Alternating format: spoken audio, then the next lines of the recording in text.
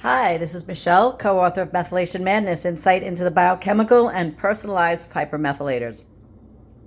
What do you see in front of you? You see a gigantic, fresh head of romaine lettuce. I believe I've made a video similar to this.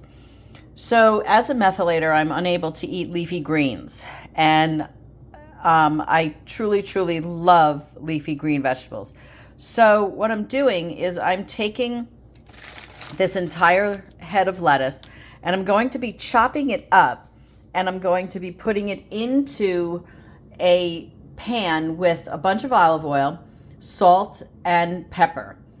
Then I'm going to be using mushrooms that are already cooked, that are already cut up, and I'm going to cut up some more mushrooms. This way, it's going to give me a nice leafy green type dish that I crave for. So I decided to throw my mushrooms in first to a super hot pan. Try not to get that. And I'm just going to move that plastic away. I'm just going to break these up a little bit more. One went flying. I'm going to lower my heat because it's on super high. Get this guy back in there. And it's really like a very simple recipe. You don't need much. If I were home, I would be using coconut aminos, but I'm upstate and I forgot to get coconut aminos when we were at the supermarket. The trick to cooking, as I've said a gazillion times on my videos, is due to the fact that I can't have any garlic or onion, and this dish would call amazingly for it. I really, I burn out my pan.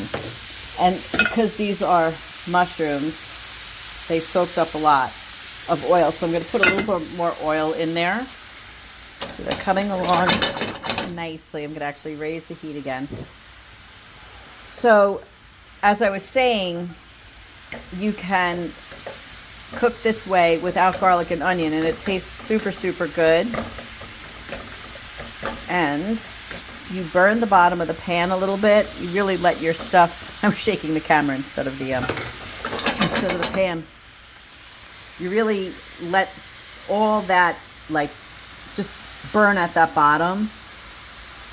Don't rush it. See how that's working out?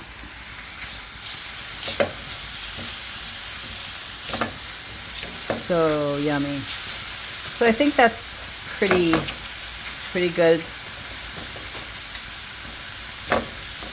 All right. I'm going to take the romaine and I'm just going to toss it in there.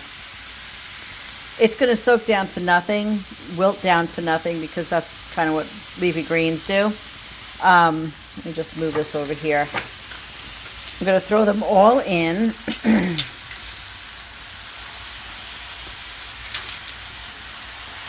I didn't cut that one too well.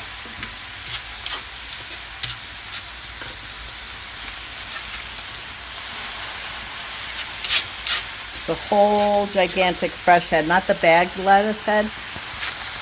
These just are more, they have a lot more green on it rather than the ones with, the ones that are in the bag. So I'm just going to cover that up for a minute and let it wilt down. So it's wilting, it's wilting down nicely. I'm just covering it with a baking tin that I have right here because I'm doing other stuff. So you just kind of let it wilt down a bit. A little more, a little more, a little more. And then what I'm going to do is I am going to take some of this chicken broth and some of this newfound mustard, and I'm going to put it inside the pan with the veggies. So mustard is a really, really important condiment to me because I have such a limited, I can't use hot sauces. I can't use soy sauces. You know, I could I can't use tomato sauce. I can't use garlic. Can't use onion. So I found over the years that mustard is my go-to. Mustard and cayenne pepper. All right, let's see how this is going here. All right. I'm going to turn the heat up quite a bit and let that really burn out before I put in the other two things. All right, so that is ready. You can see that it's wilty now, and it kind of has like an escarole sort of texture to it. Tastes really good. I'm going to pour in, not a lot, just a little bit of this chicken broth, and I'm going to turn that heat up even higher. And I'm just sort of going to flip this around a little bit so it burns it, because I need some extra flavor in here. And then in the meantime, I'm going to take about, I don't know, what is that? A little more than a teaspoon, kind of like a tablespoon of this mustard. This particular mustard, it's an all-natural mustard, and it's made with apple cider vinegar. So you can really taste that apple cider. It's very, very good. So I am just going to mix this all around. And it's still a little wetter than what I want. So I'm just going to let this bad boy cook down, but I'm going to really mix all that mustard in. You could see I'm kind of forming a little bit of a like a creamy sort of consistency, which will soak up nicely with the mushrooms, giving it a nice yummy, yummy taste. So I'm going to let that cook down. Okay, now we have what I want. See how that's getting all like this? Vanilla paste in the fridge. Oh, Olivia, we put vanilla paste. Yes, I am videoing, Olivia.